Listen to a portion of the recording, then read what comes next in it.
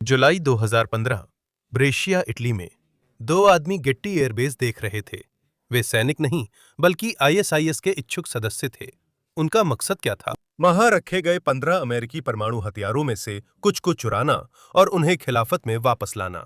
शुक्र है, ये सिर्फ बात ही थी। वे ज्यादा चालाक नहीं थे, उनके पास हथियार भी नहीं था और 2015 की तकनीक तक सीमित थे, इसलिए आसानी से पकड़ लिए गए। लेकिन उनकी योजना को अंजाम देना संभव था और यही सबसे महत्वपूर्ण बात है। नई पुरानी तकनीक और तेजी से बदलती राजनीति के कारण अमेरिका के परमाणु हथियार उतने सुरक्षित नहीं हैं जितना आप समझते हैं। अधिकांश लोग सोचते हैं कि ये दूर दराज इलाकों में कड़ी सुरक्षा के बीच बंद हैं, और वे हैं भी। खैर, उनमें से कुछ हैं। इनमें से कुछ हथियार अमेरिकी जमीन पर नहीं हैं, बल्कि 5 विदेशी देशों के 6 नाटो एयरबेस पर रखे गए हैं। नीदरलैंड्स, बेल्जियम, जर्मनी, इटली और तुर्की। कोई गुप्त ऑपरेशन वाला पहाड़ी इलाका नहीं जिसका नाम गोपनीय हो। एयरबेस यूरोप के सबसे घनी आबादी वाले नागरिक इलाकों में बसे हुए हैं। जर्मनी का ब्यूशेल एयरबेस खेतों के बीचों बीच है। बेल्जियम का क्लाइने ब्रोगेल एयरबेस हाईवे के पास पियर शहर से 1 मील से भी कम दूरी पर है, इसलिए आसपास के लोगों को इन्हें ढूंढना नहीं पड़ता। अगर कोई कुछ करना चाहे तो ये पहले से ही आसानी से उपलब्ध हैं। इन जगहों का असल में कोई राज नहीं था, असली कमजोरी ही है। तो ये तो मानो एक बड़ी सुरक्षा चूक के लिए खुला निमंत्रण था, और यही नवंबर 2025 में हुआ। कोई आधिकारिक रूप से नहीं मानता या नकारता कि वहां परमाणु हथियार हैं, लेकिन सभी जानते हैं कि वे वही हैं। ये यूरोप का सबसे बड़ा खुला राज है। सैटेलाइट तस्वीरों से वहां की ज्यादातर गतिविधियां दिख जाती हैं, और उस शौकिया आतंकवादी ने भी ये नोट किया।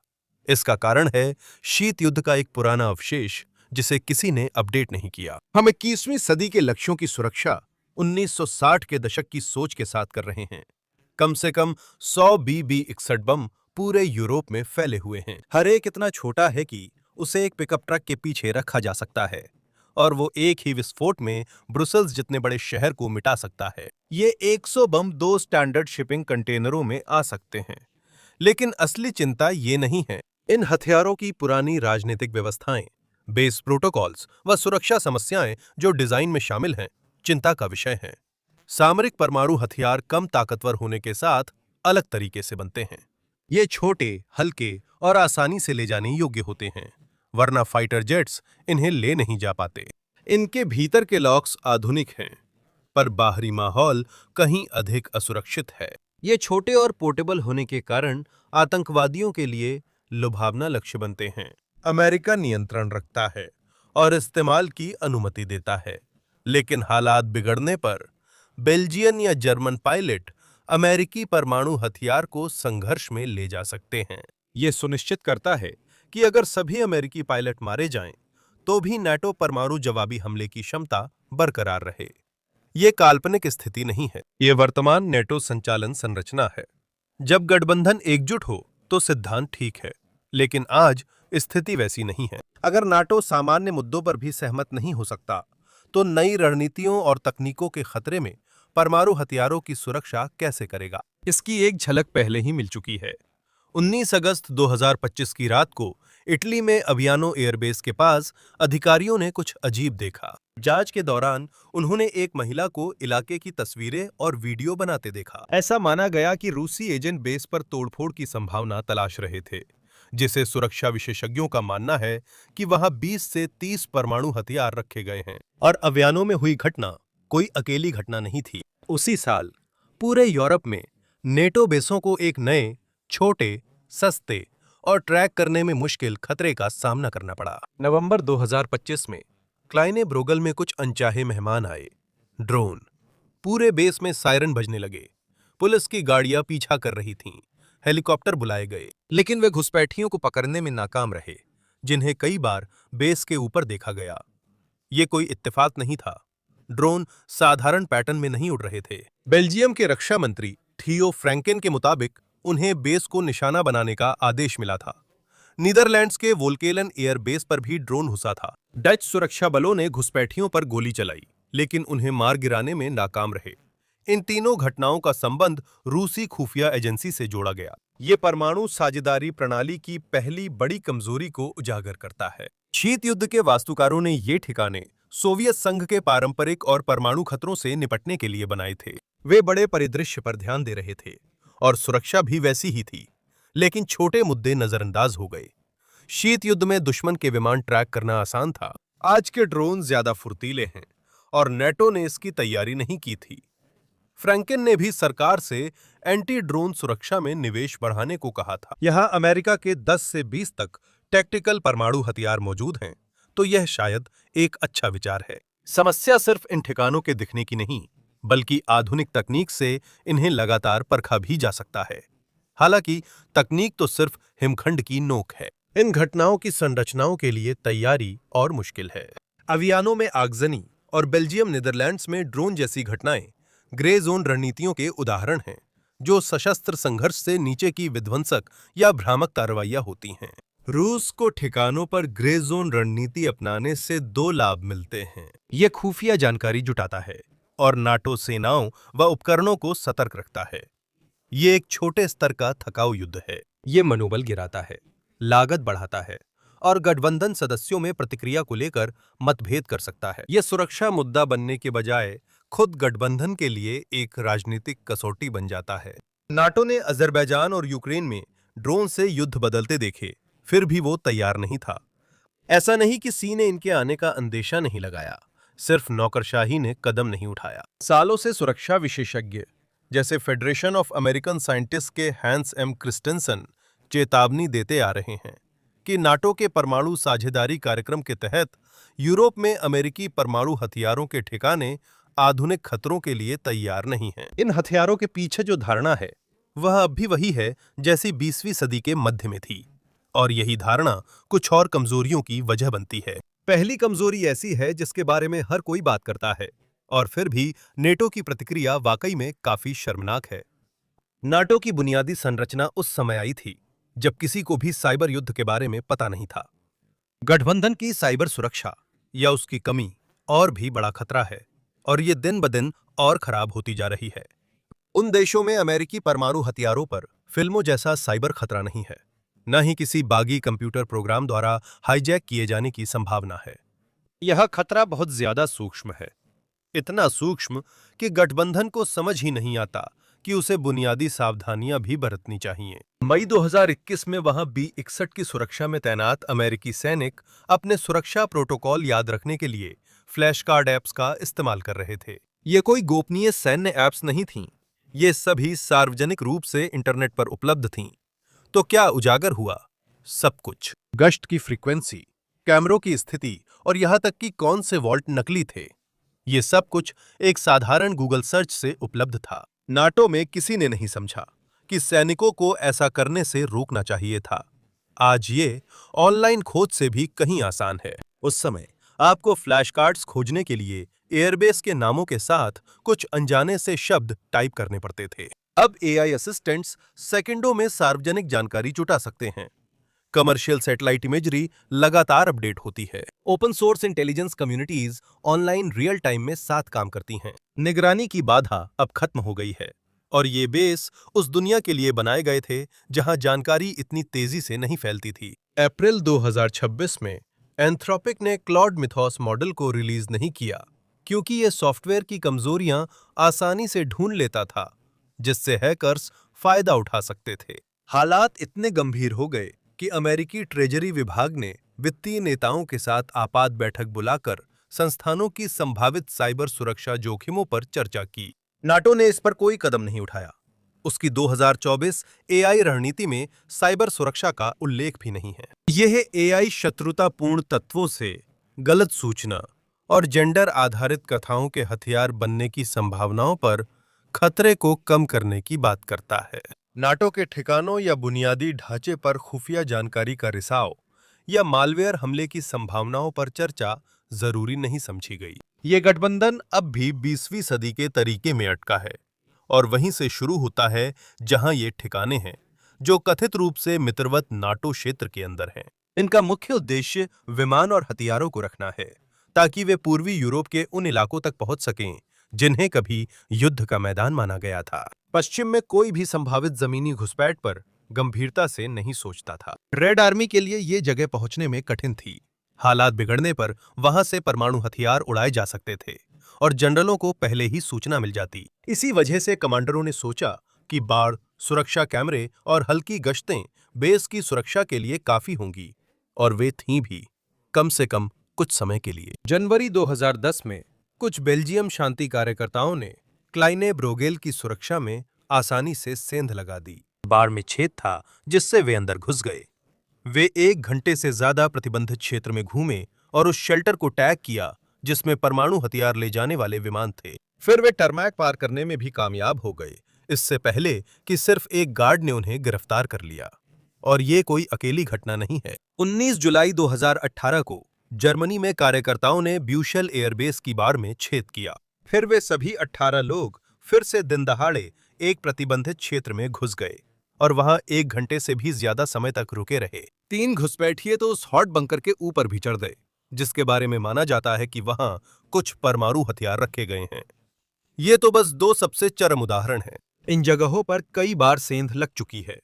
ये यूरोप में नागरिक अवज्ञा के तीर्थस्थल बन गए हैं। नाटो के उच्च अधिकारियों ने बेस की सुरक्षा को आम नागरिकों के विरोध के लिए तैयार नहीं किया था।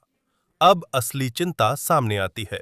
इन ठिकानों को आम लोगों से सुरक्षित रखना मुश्किल है, क्योंकि परमाणु हथियारों के लिए असली खतरा ग्रे जोन रणनीतियां, ड्रोन या साइबर हमला नहीं है। ये आम राजनीति है, क्योंकि अब ये बम सिर्फ सैन्य ढांचे तक सीमित नहीं है। ये लोकतांत्रिक समाजों में है, जो अब पहले से ज्यादा सवाल करते हैं कि ये वहां क्यों है। 2018 में ब्यूशेल में घुसपैठ करने वाले कार्यकर्ता गिरफ्तार हुए और बिना आरोप रिहा हो गए। नरम रवैया यहीं खत्म नहीं हुआ। 8 अगस्त 2023 को वोल्केलेन में 10 शांति कार्यकर्ता बेस में घुसे, रनवे तक पहुंचे, गिरफ्तार हुए।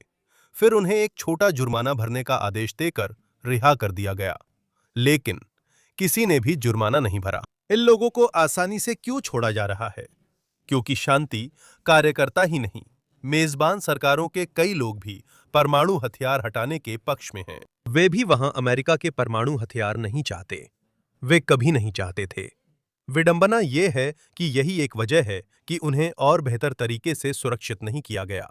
राजनेता सुरक्षा बढ़ाने से बचते हैं क्योंकि इससे उनकी लोकप्रियता घट सकती है या ये उनके विश्वासों के खिलाफ होता है। जून 2008 में अमेरिकी वायुसेना ने इस मुद्दे का अध्ययन किया और चेतावनी दी कि यूरोप के अधिकांश परमाणु हथियार स्थल सुरक्षा मानकों पर खरे नहीं उतरते। निगरानी कैमरे और बाड़ दोनों ही मानकों के अनुसार नहीं थे।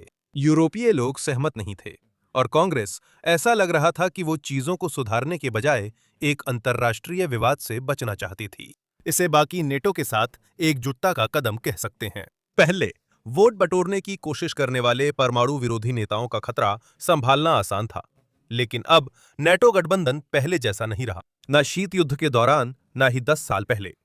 16 जनवरी 2020 को बेल्जियम संसद ने क्लाइने ब्रोगेल से परमाणु हथियार हटाने पर मतदान किया। 66 ने हटाने के पक्ष में और 74 ने विरोध में वोट दिया। हथियार वहीं रहे, लेकिन इतने कम अंतर से पेंटागन आश्वस्त नहीं कि अगली बार वोटिंग में भी यही स्थिति रहेगी। सिर्फ बेल्जियम नहीं, डच संसद ने भी परमाणु साझेदारी समझौते को कमजोर करने कई बार प्रस्ताव पास किए हैं। 2010 में अमेरिका से परमाणु हथियार हटाने का अनुरोध करने के बाद उन्होंने F-35 को B-61 बम ले जाने से रोकने की कोशिश की ताकि वे अप्रचलित हों। सांसदों ने अमेरिकी कांग्रेस से अपने क्षेत्र में बमों की फंडिंग रोकने की कोशिश की, और हर बार जब भी जर्मनी में नई सरकार आती है, ये बहस फिर से शुरू हो जाती है।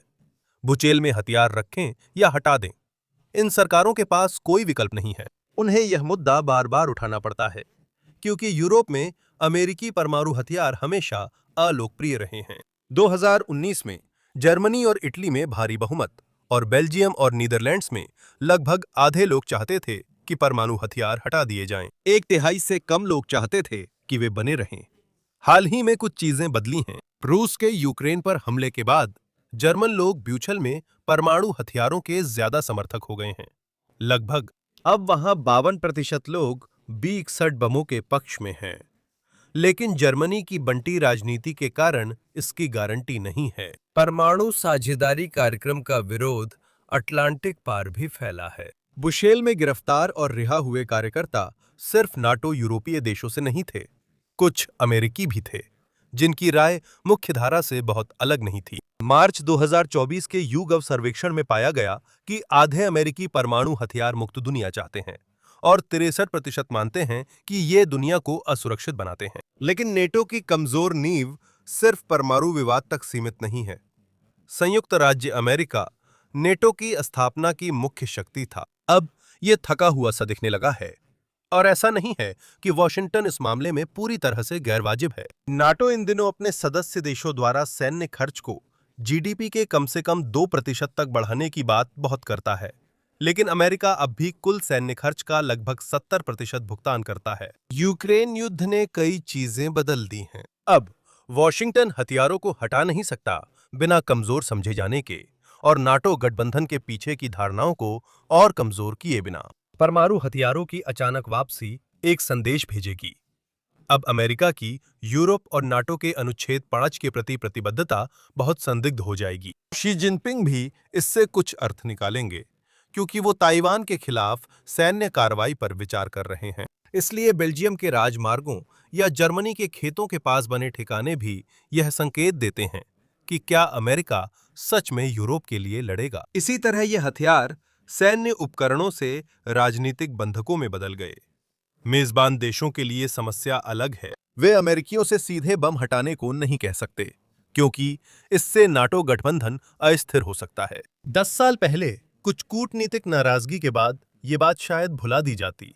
आज अमेरिकियों से उन्हें हटा ले जाने को कहना अमेरिका की नाटो और यूरोप के प्रति प्रतिबद्धता खत्म करने का न्योता देना होगा। तो भले ही जनता और परमाणु साझेदारी वाले देशों के कुछ राजनेता उन्हें हटाना चाहते हों, 2026 में उन्हें हटाने के भू राजनीतिक परिणाम शायद एक चुनाव हारने से भी बुरे होंगे। रूस परमाणु साझेदारी ठिकानों पर ग्रे जोन ऑपरेशंस शुरू करने को उत्सुक है। इससे लोग घबरा जाते हैं, एक दूसरे पर उंगलियां उठती हैं और ट्रांस अटलांटिक संबंध बिगड़ जाते हैं। ठिकानों को निशाना बनाना पुतिन की समझदारी है। ये बम गठबंधन को एकजुट रखने में मदद करते हैं, क्योंकि ये इतना महत्वपूर्ण बना देते हैं कि इसे विफल नहीं होने दिया जा सकता। लेकिन अगर मेजबान देशों के भीतर राजनीति ज्यादा अस्थिर हो जाए तो ये गंभीर सुरक्षा जोखिम भी पैदा करते हैं। तो कोई भी वास्तव में नहीं जानता कि इन लगातार पेचीदा होते मुद्दों के साथ क्या किया जाए। हर उल्लंघन, हर ड्रोन, हर क्विजलेट फ्लैश कार्ड ये असली खतरा नहीं है। असली खतरा ये है कि जब वो देश जहां आपके परमाणु हथियार रखे हैं आपका सहयोगी होना बंद कर देता है, तब क्या होता है। अच्छी खबर यह है कि इन 5 परमाणु हथियारों की मेजबानी करने वाले देशों में से 4 अपने क्षेत्रों में अधिकतर मामलों में स्थिर रहे हैं। ये जगह ऐसी नहीं है जो किसी भी समय भड़क उठें। अगर हथियार राजनीति का निशाना बनते तो वॉशिंगटन को पहले ही चेतावनी मिल जाती। संसद में सार्वजनिक वोट परिभाषा के अनुसार सार्वजनिक ही होते हैं। लोकतांत्रिक मानदंड चीजों को अनुमानित बनाते हैं, लेकिन 5वां मेजबान देश अलग है। पूर्वी तुर्की के इंसिरलिक एयरबेस पर लगभग 20 सामरिक परमाणु हथियार हैं। शीत युद्ध के दौरान यह एक आदर्श स्थान था। यह स्थान सोवियत संघ के अहम ठिकानों के करीब था, फिर भी तत्काल प्रतिशोध से काफी सुरक्षित था। अब यह जगह 3 कारणों से उतनी अच्छी नहीं है। पहला, यह सीरिया की सीमा से 70 मील से भी कम दूरी पर है।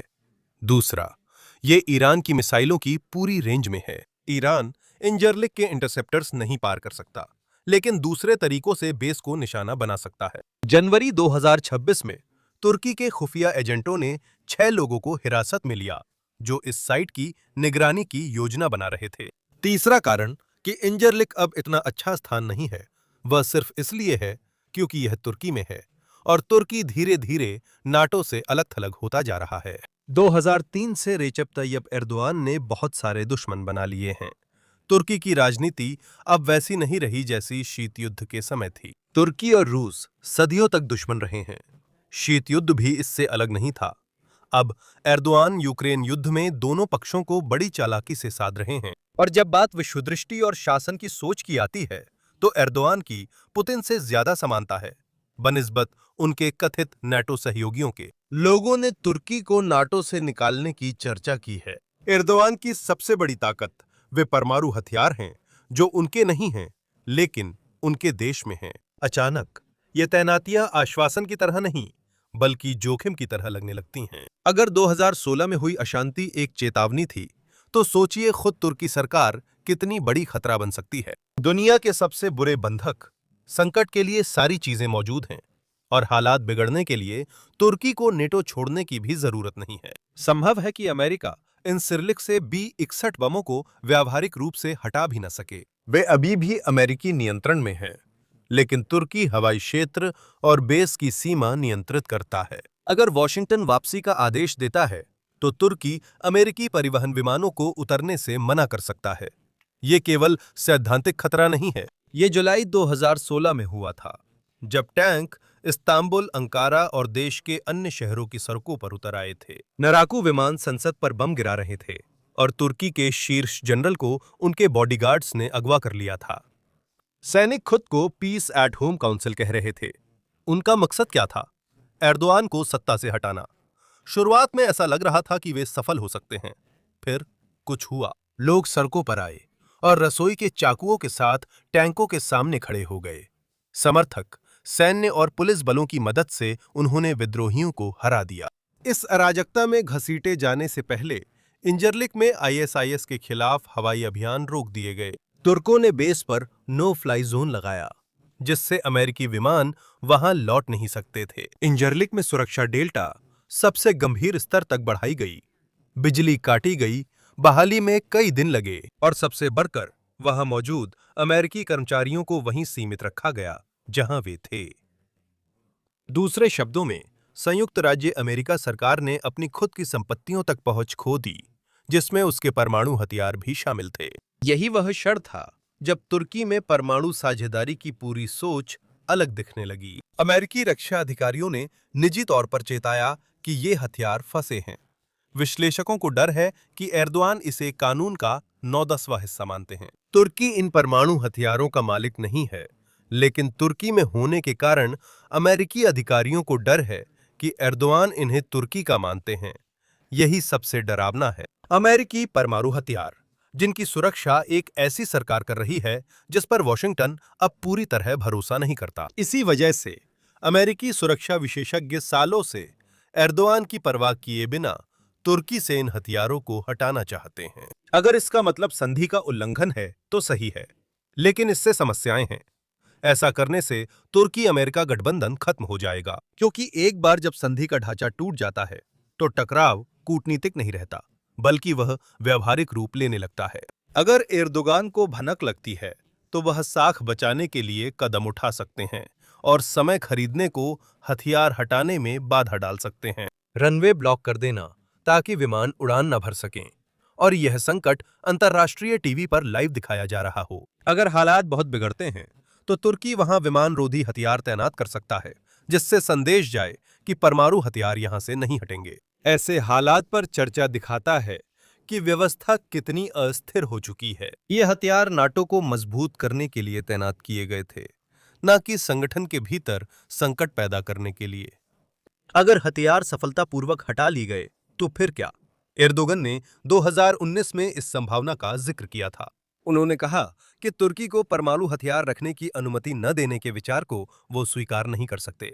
अगर अंकारा को लगे कि अमेरिका अब उस व्यवस्था को लेकर तुर्की पर भरोसा नहीं करता, तो तुर्की के नेता स्वतंत्र परमाणु क्षमता हासिल करने का फैसला कर सकते हैं। ऐसे संकट के बाद तुर्की के भीतर वॉशिंगटन से स्वतंत्रता साबित करने के लिए जबरदस्त राजनीतिक दबाव होगा। इन हथियारों का मकसद परमाणु प्रसार रोकना है, लेकिन प्रतिकूल राजनीतिक परिस्थितियों में यह व्यवस्था असफल होकर प्रसार बढ़ा सकती है।